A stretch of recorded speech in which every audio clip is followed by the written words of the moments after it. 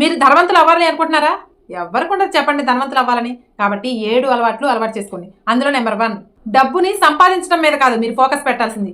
మీరు సంపాదించిన డబ్బుని నిలబెట్టుకోవడంలో మీ ఫోకస్ పెట్టండి. ఆటోమేటిక్గా మీరు ధనవంతులు అవుతారు. ఇక నెంబర్ 2, మిమ్మల్ని రిచ్ చేయాలన్నా లేదా పేదవారిగా చేయాలన్నా మీ స్నేహితులు, బంధువులు, చుట్టుపక్కల ఉన్న వాళ్ళు కాదండి మిమ్మల్ని పేదవాళ్ళని చేసేది.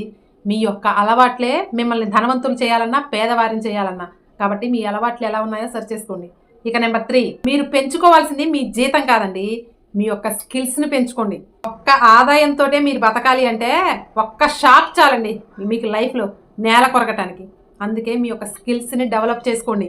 ఇక నెంబర్ 4, ఫస్ట్ మీ అనవసరమైనటువంటి ఖర్చులు తగ్గించండి. లేకపోతే మీరు ఎంత సంపాదించినా జీరోనే అవుతుంది. ఇక నెంబర్ 5, రీల్స్ స్క్రోల్ చేస్తూ కూర్చుంటే మీ లైఫ్ అక్కడే ఆగిపోతుంది. చూడండి, రీల్స్ చూడండి, కానీ ఆ ఫోన్ని మీరు కంట్రోల్ చేయలేదనుకోండి, ఆ ఫోనే రేపు మిమ్మల్ని కంట్రోల్ చేస్తుంది. ఇక నెంబర్ 6, రేపు అనేవాడు ఎప్పటికీ పేదవాడిగానే మిగిలిపోతాడు. ఇప్పుడే అనేవాడు జీవితంలో గెలుస్తాడు, డబ్బును సంపాదిస్తాడు. ఏ వస్తువునైనా డిస్కౌంట్ చూసి కొనకండి, మీ అవసరాన్ని చూసి మాత్రమే కొనండి. అలాగే ఈరోజు మీరు గట్టిగా కష్టపడితే రేపు మీ పేరు వినిపిస్తుంది.